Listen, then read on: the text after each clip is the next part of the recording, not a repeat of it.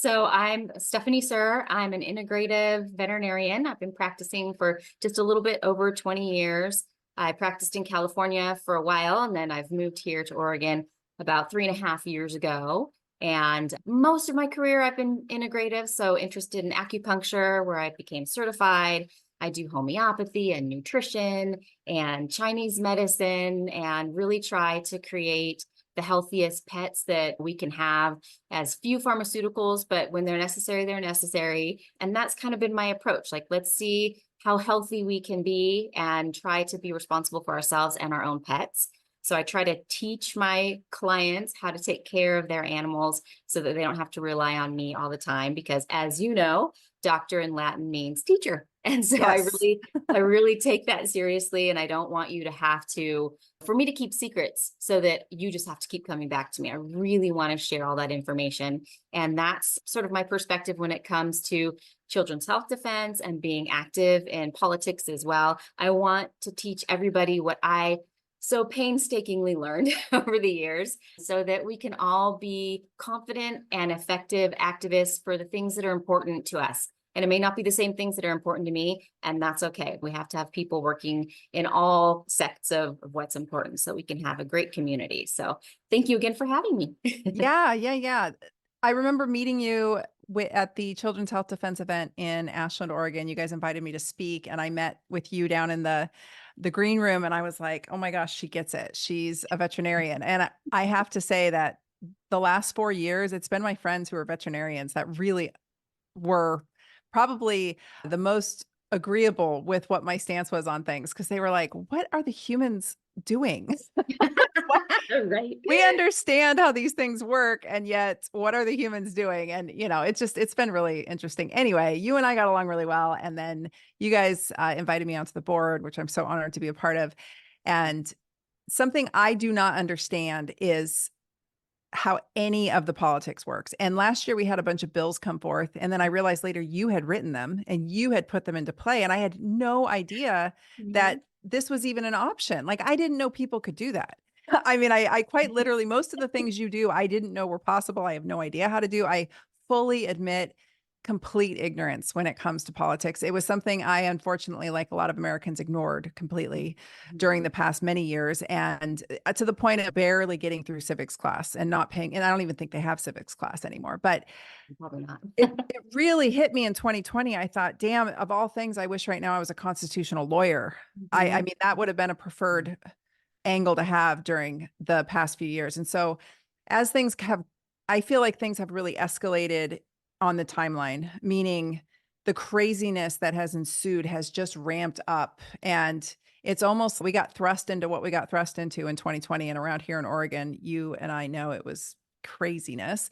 And you were in California, so you like the whole West Coast nonsense. But I feel like it's sped up. I feel like they keep throwing things at us, hoping we won't notice. And in the meantime, it's, to be totally honest with you, and from what I've heard from others, it's paralyzing. Yeah. I don't know what to make of it. I don't know what to do. I feel powerless against Mhm. my own government. This is supposed to be, we the people, for the people. The government's supposed to be working for us. We pay their salary. And yet here we are feeling like sitting ducks. So hopefully over the next hour, we can go through some of these high points and really figure out how we can empower ourselves and make an impact. Agreed. 100%. Yes. It's become, like you said, our lives are so busy, and maybe some of that is purposeful. It used to be where you could raise a family with one income and you could have a car and a home and take a vacation and someone at home to watch over the kids and what's going on in the schools and what's coming across at the school board meetings or the town hall meetings. And you really could have an eye on everything. And now it's almost impossible because there are so many bills coming so fast. And one of the things I will say that is good in Oregon is that we have some shorter legislative sessions. So it gives us a little time to breathe. Whereas some states like California, they go almost 365 days a year. So it is really quite a marathon when it comes to some of those states. So I guess we're a little lucky in that one little way. And you said something off the air before we started recording. Politicians we've kind of got them up on this pedestal and they're untouchable and we're intimidated by them. But it's supposed to, like you said, it's supposed to be like the local farmer who, and when I read about the history of the town I live in, Amity, Oregon, that's how it was. Yep. Like, you know, the people, and it still is to some degree, the people who own big parcels of land, who've been here for generations, the people who started it, those family names are still here. Those people are active. And I mean, that's how communities are supposed to be ran. And I feel like we've completely lost touch with that. And if I were to walk up to a politician, I don't know what they do.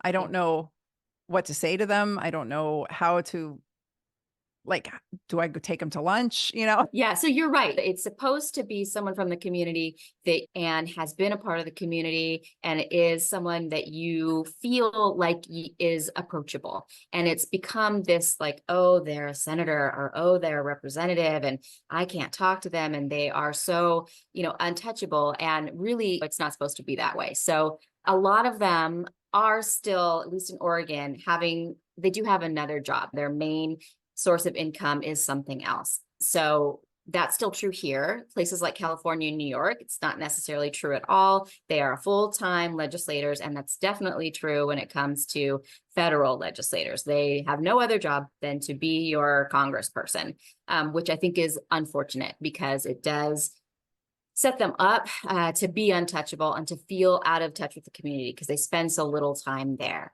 But they are just normal people who decided to get involved. Usually they start someplace like the school board and then they make their way up. And so just keep that in mind that it is your neighbor and you should be able to approach them. If they have an attitude that they're unapproachable, then let's get them out of office the next time because they really are meant to represent you. And you do pay for the building that they work in, all the staff that they have, as well as the salary that they make, which granted, it's not that much here in Oregon, but nonetheless, they are supposed to be answering to you. So. Okay, perfect. Good to know.